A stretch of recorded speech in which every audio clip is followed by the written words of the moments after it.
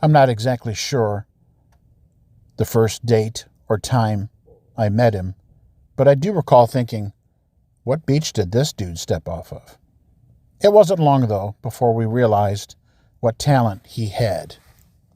And now with his passing, it hits the motorsports community and the world around him and others hard. Tim Steele, please rest in peace. This is an interview I did with him a few years back for another outlet, and I hope you enjoy it. Thanks for listening. Thanks for tuning in today for another new and exciting episode from Stock Car Facts, which we try to post every Tuesday at about noon, or you can watch some of our previous episodes.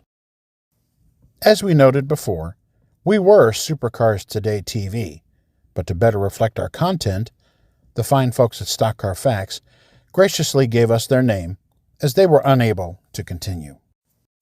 Here at Stock Car Facts, we would really love to recreate the race day sights, smells, and sounds that we first experienced for ourselves in 1974 at Michigan International Speedway.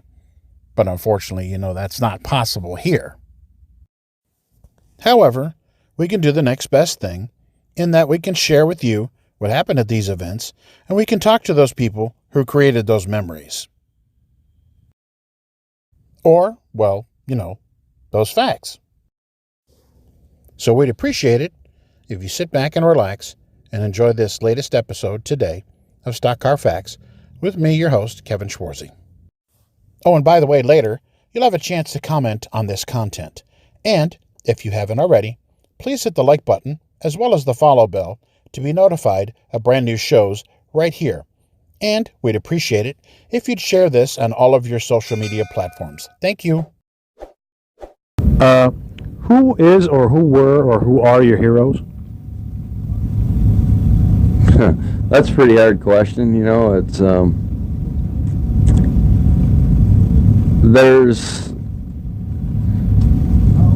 so many, that I can't really give you one. It's really hard to say. Who do you feel contributed the most to stock car racing or motorsports in general, or one thing? Man, these are pretty hard questions. It's I don't prepare you for do it. No, and I can talk all I want about me and go on and on about that, but that's easy to say. Yeah, that's easy. I know all that, but maybe TV, maybe your dad. I think the TV is definitely, brought stock car racing to where it is now. I mean, no matter what sort of series you run, if any of them that are on TV, you can go do that and race. And people that had a dream to race and make a living at it, the TV has made that possible to, where don't matter if it's Winston Cup or Busch or Trucks or ARCA or any of them. I mean, if you want to go do that, and you can go do it and make a decent living doing it. Who was your toughest competitor?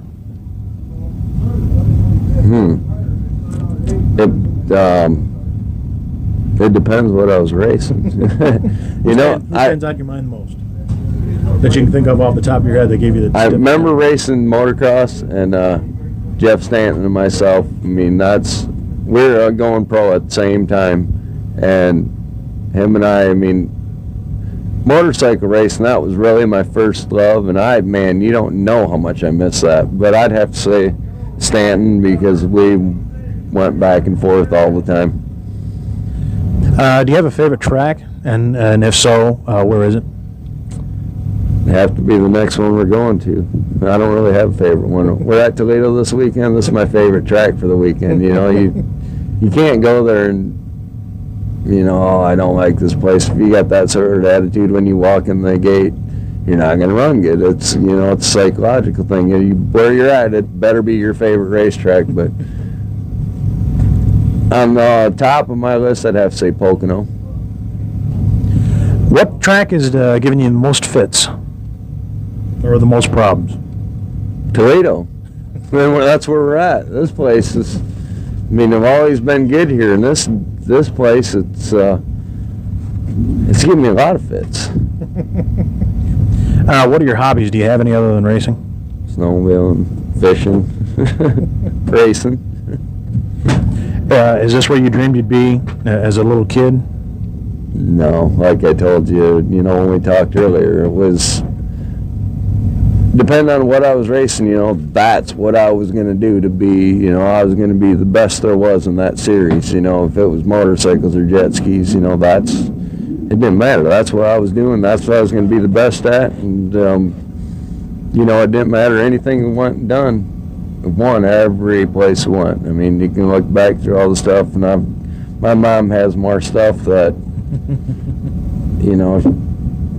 it's all put away, and sometimes I go over their house and I'll go up my old bedroom, and which still she hasn't changed much in the bedroom itself, as far as there's articles from back when I was racing motorcycles and all that stuff. I mean, there's all kinds of stuff all over the place. And what was the question?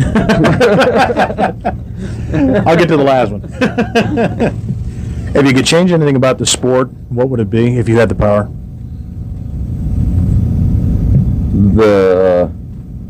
The cost that it takes to do it, it's because with the cost, maybe